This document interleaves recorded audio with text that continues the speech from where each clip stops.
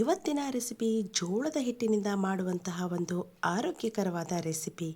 ಇದನ್ನು ನೀವು ಬೇಗನೆ ಮಾಡ್ಕೋಬಹುದು. ಇದನ್ನು ಬೆಳಗಿನ ತಿಂಡಿಗೆ ಅಥವಾ ನೈಟ್ ಡಿನ್ನರ್ಗೂ ಕೂಡ ಮಾಡ್ಕೋಬೋದು. ಇದು ತುಂಬಾ ಸಾಫ್ಟ್ ಆಗಿರುತ್ತೆ, ಹಾಗೆ ಮಕ್ಕಳಿಗೂ ಕೂಡ ತುಂಬಾ ಇಷ್ಟ ಆಗುತ್ತೆ. ಇದನ್ನು ನೀವು ಯಾವುದೇ ಚಟ್ನಿಯೊಂದಿಗಾದರೂ ಸರ್ವ್ ಮಾಡ್ಬೋದು ಅಥವಾ ಹಾಗೆ ಸರ್ವ್ ಮಾಡಬಹುದು. ಬನ್ನಿ ಹಾಗಾದರೆ ತಡ ಮಾಡದೆ ಇದನ್ನು ಹೇಗೆ ಮಾಡೋದು ಅಂತ ನೋಡೋಣ. ಮೊದಲು ಒಂದು ಬೌಲ್ಗೆ 1 ಕಪ್ನಷ್ಟು ಜೋಳದ ಹಿಟ್ಟನ್ನು ಸೇರಿಸ್ಕೊಳ್ಳಿ. ನಂತರ ಇದಕ್ಕೆ 1 ಟೇಬಲ್ ಸ್ಪೂನಷ್ಟು ಬೆಳ್ಳುಳ್ಳಿಯ ಪೇಸ್ಟನ್ನು ಸೇರಿಸ್ಕೋಬೇಕು. ಬೆಳ್ಳುಳ್ಳಿಯ ಪೇಸ್ಟ್ ಬದಲಾಗಿ ನೀವು ಬೆಳ್ಳುಳ್ಳಿಯನ್ನು ಚಿಕ್ಕದಾಗಿ ಕತ್ತರಿಸಿ ಕೂಡ ಸೇರಿಸ್ಕೋಬೋದು. ನಂತರ ಇದಕ್ಕೆ ಅರ್ಧ ಟೇಬಲ್ ಸ್ಪೂನಷ್ಟು ಹಸಿಮೆಣಸಿನಕಾಯಿಯ ಪೇಸ್ಟನ್ನು ಸೇರಿಸ್ಕೋಬೇಕು. ನಂತರ ರುಚಿಗೆ ತಕ್ಕಷ್ಟು ಉಪ್ಪು ಹಾಗೆ ಸ್ವಲ್ಪ ಕೊತ್ತಂಬರಿ ಸೊಪ್ಪನ್ನು ಸಣ್ಣದಾಗಿ ಕತ್ತರಿಸಿ ಸೇರಿಸ್ಕೊಳ್ಳಿ. ಇವಿಷ್ಟನ್ನು ಸೇರಿಸ್ಕೊಂಡ್ರೆ ಆಯಿತು. ಇದಕ್ಕೆ ತುಂಬ ಕಡಿಮೆ ಇಂಗ್ರೀಡಿಯೆಂಟ್ಸ್ ಬೇಕಾಗುತ್ತೆ. ಹಾಗೆ ಇದಕ್ಕೆ ಸ್ವಲ್ಪವೇ ನೀರನ್ನು ಸೇರಿಸ್ಕೊಳ್ತಾ ಸ್ವಲ್ಪ ಗಟ್ಟಿಯಾಗುವ ಹದಕ್ಕೇ ಇದನ್ನು ನಾವು ಕಲಿಸ್ಕೋಬೇಕಾಗುತ್ತೆ. ದೋಸೆಯ ಹಿಟ್ಟಿಗಿಂತ ಸ್ವಲ್ಪ ಗಟ್ಟಿಯಾಗಿ ಇದನ್ನು ನಾವು ಕಲಿಸ್ಕೋಬೇಕಾಗುತ್ತೆ. ಸ್ವಲ್ಪ ನೀರನ್ನು ಸೇರಿಸ್ಕೊಳ್ತಾ ಇದನ್ನು ಚೆನ್ನಾಗಿ ಕಲಿಸ್ಕೋಬೇಕು. ಗಂಟಿಲ್ಲದಂತೆ ಇದನ್ನು ಚೆನ್ನಾಗಿ ಈ ರೀತಿಯಾಗಿ ಕಲಿಸ್ಕೊಳ್ಳಿ. ನೀವಿಲ್ಲಿ ನೋಡ್ತಾ ಇರ್ಬೋದು, ಈ ಹದಕ್ಕೆ ಇದನ್ನು ನಾವು ಚೆನ್ನಾಗಿ ಕಲಿಸ್ಕೋಬೇಕಾಗುತ್ತೆ. ನಂತರ ಇದರ ಮೇಲ್ಗಡೆ ಒಂದು ಮುಚ್ಚಳವನ್ನು ಮುಚ್ಚಿ ಸರಿಸುಮಾರು 10 ನಿಮಿಷ ಈ ಹಿಟ್ಟು ನೆನೆಯೋದಕ್ಕೆ ನಾವು ಬಿಡಬೇಕಾಗುತ್ತೆ. ಬೆಳಗಿನ ಬ್ರೇಕ್ಫಾಸ್ಟಿಗೆ ಬೇಗನೆ ಒಂದು ಆರೋಗ್ಯಕರವಾದಂತಹ ಹಾಗೆ ಅಷ್ಟೇ ಟೇಸ್ಟಿಯಾಗಿರುವಂತಹ ಯಾವುದಾದ್ರೂ ರೆಸಿಪಿನ ನೀವು ಹುಡುಕ್ತಾ ಇದ್ದರೆ ಅಥವಾ ಜೋಳದ ಹಿಟ್ಟಿನಿಂದಲೇ ಮಾಡುವಂತಹ ಒಂದು ಈಸಿಯಾಗಿರುವಂತಹ ಬ್ರೇಕ್ಫಾಸ್ಟನ್ನ ನೀವು ಹುಡುಕ್ತಾ ಇದ್ದರೆ ಖಂಡಿತ ಈ ರೆಸಿಪಿನ ನೀವು ಟ್ರೈ ಮಾಡಬಹುದು. ಇವಾಗ ಇದು 10 ನಿಮಿಷ ಆಗಿದೆ. ನಂತರ ಒಂದು ದೋಸೆಯ ಪ್ಯಾನ್ಗೆ ಅಥವಾ ಯಾವುದೇ ಒಂದು ಕಾಸ್ಟ್ ಐರನ್ ತವಾಗೆ ಸ್ವಲ್ಪ ಎಣ್ಣೆಯನ್ನು ಹಚ್ಚಿ ಅದನ್ನು ಚೆನ್ನಾಗಿ ಸ್ಪ್ರೆಡ್ ಮಾಡ್ಕೋಬೇಕು. ಈ ಎಣ್ಣೆ ಸ್ವಲ್ಪ ಬಿಸಿ ಆದಮೇಲೆ ಅದಕ್ಕೆ ನಾವು ಕಲಿಸಿಟ್ಟಂತಹ ಹಿಟ್ಟನ್ನು ಸ್ವಲ್ಪ ದಪ್ಪವಾಗಿ ಹಾಕ್ಕೊಂಡು ಅದನ್ನು ಸ್ಪ್ರೆಡ್ ಮಾಡ್ಕೋಬೇಕಾಗುತ್ತೆ.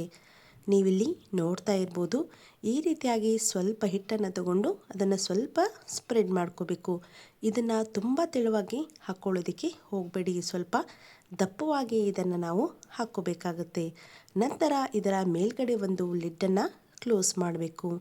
ಈ ರೀತಿಯಾಗಿ ಲಿಡ್ಡನ್ನು ಕ್ಲೋಸ್ ಮಾಡಿ 1 ರಿಂದ 2 ನಿಮಿಷ ಇದನ್ನು ಸಣ್ಣ ಉರಿಯಲ್ಲಿ ಚೆನ್ನಾಗಿ ನಾವು ಬೇಯಿಸ್ಕೋಬೇಕಾಗತ್ತೆ. ಇವಾಗ 2 ನಿಮಿಷ ಆಗಿದೆ. ಈ ರೀತಿ ಮುಚ್ಚಳವನ್ನು ತೆಗೆದು ಅದು ಚೆನ್ನಾಗಿ ಬೆಂದಿದೆಯೋ ಇಲ್ಲವೋ ಅಂತ ಈ ರೀತಿ ಕೈಯಲ್ಲಿ ಮುಟ್ಟಿ ಅದನ್ನು ಚೆಕ್ ಮಾಡ್ಕೋಬೇಕಾಗತ್ತೆ. ನಿಮ್ಮ ಬೆರಳಿಗೆ ಯಾವುದೇ ರೀತಿಯಲ್ಲಿ ಹಿಟ್ಟು ಅಂಟದೇ ಇದ್ದರೆ ಅದು ಚೆನ್ನಾಗಿ ಬೆಂದಿದೆ ಅಂತ ಅರ್ಥ. ನಂತರ ಇದನ್ನು ನಿಧಾನವಾಗಿ ನಾವು ಫ್ಲಿಪ್ ಮಾಡಿ ಇನ್ನೊಂದು ಕಡೆಯಲ್ಲಿಯೂ ಕೂಡ ಚೆನ್ನಾಗಿ ನಾವು ಬೇಯಿಸ್ಕೋಬೇಕಾಗತ್ತೆ. ಇದಕ್ಕೆ ನೀವು ನಾನ್ ಸ್ಟಿಕ್ ತವಾ ಅಥವಾ ಚೆನ್ನಾಗಿ ಸೀಸನಿಂಗ್ ಮಾಡಿದಂತಹ ಕಾಸ್ಟ್ ಐರನ್ ತವಾನ ಯೂಸ್ ಮಾಡಿಕೊಂಡ್ರೆ ತುಂಬಾ ಚೆನ್ನಾಗಿ ಈ ರೆಸಿಪಿ ಬರುತ್ತೆ. ಈ ರೀತಿಯಾಗಿ 2 ಕಡೆಯಲ್ಲಿಯೂ ಚೆನ್ನಾಗಿ ಇದನ್ನು ಬೇಯಿಸ್ಕೊಂಡ್ರೆ ಆಯಿತು. ರುಚಿಯಾದಂತಹ ಹೆಲ್ದಿಯಾದಂತಹ ಒಂದು ಜೋಳದ ಹಿಟ್ಟಿನ ರೆಸಿಪಿ ರೆಡಿ.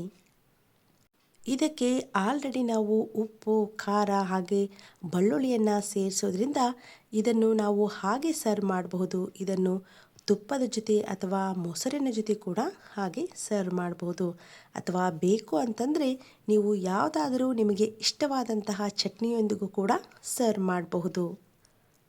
ಜೋಳದ ಹಿಟ್ಟು ಆರೋಗ್ಯಕ್ಕೆ ಎಷ್ಟೊಂದು ಮುಖ್ಯ ಹಾಗೆ ಎಷ್ಟೊಂದು ಆರೋಗ್ಯಕರ ಅನ್ನೋದು ಎಲ್ಲರಿಗೂ ತುಂಬಾ ಚೆನ್ನಾಗಿ ಗೊತ್ತಿದೆ. ರೊಟ್ಟಿಯನ್ನು ಮಾಡೋಕ್ಕೆ ಬರದೇ ಇರೋರು ಈ ರೀತಿಯಾಗಿ ಸಿಂಪಲ್ಲಾಗಿ ನೀವು ಇದನ್ನು ಪ್ರತಿನಿತ್ಯ ನಿಮ್ಮ ಆಹಾರದಲ್ಲಿ ಜೋಳದ ಹಿಟ್ಟಿನ ಸೇವನೆಯನ್ನು ಮಾಡಬಹುದು.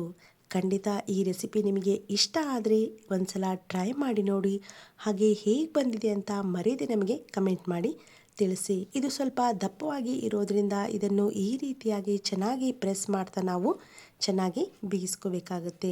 3 ರಿಂದ 4 ಬಾರಿ 2 ಕಡೆಯಲ್ಲಿಯೂ ನಾವು ಚೆನ್ನಾಗಿ ಒತ್ತಿ ಇದನ್ನು ಬೇಯಿಸ್ಕೋಬೇಕು. ಅಂದಾಗ ಇದು ಚೆನ್ನಾಗಿ ಬೇಯುತ್ತೆ. ನಾವು ಮಾಡುವಂಥ ರೆಸಿಪಿ ನಿಮಗೆ ಇಷ್ಟ ಆದರೆ ಹಾಗೆ ಇನ್ನಷ್ಟು ಹೆಚ್ಚಿನ ರುಚಿಯಾದಂತಹ ಹಾಗೆಯೇ ಆರೋಗ್ಯಕರವಾದಂತಹ ರೆಸಿಪಿಗಳಿಗಾಗಿ ಪ್ಲೀಸ್ ನಮ್ಮ ಚಾನಲ್ಗೆ ಸಬ್ಸ್ಕ್ರೈಬ್ ಮಾಡಿ. ಯಾರಿನ್ನೂ ಸಬ್ಸ್ಕ್ರೈಬ್ ಮಾಡಿಕೊಳ್ಳದೆ ಹಾಗೆ ನೋಡ್ತಾ ಇದ್ದೀರೋ ಪ್ಲೀಸ್ ನಮ್ಮ ಚಾನಲ್ನ ಸಬ್ಸ್ಕ್ರೈಬ್ ಮಾಡಿಕೊಂಡು ನೋಡ್ಕೊಳ್ಳಿ. ಈ ವಿಡಿಯೋನ ನಿಮ್ಮ ಫ್ರೆಂಡ್ಸ್ ಆ್ಯಂಡ್ ಫ್ಯಾಮಿಲಿ ಮೆಂಬರ್ಸ್ಗೂ ಶೇರ್ ಮಾಡಿ. Thanks for watching.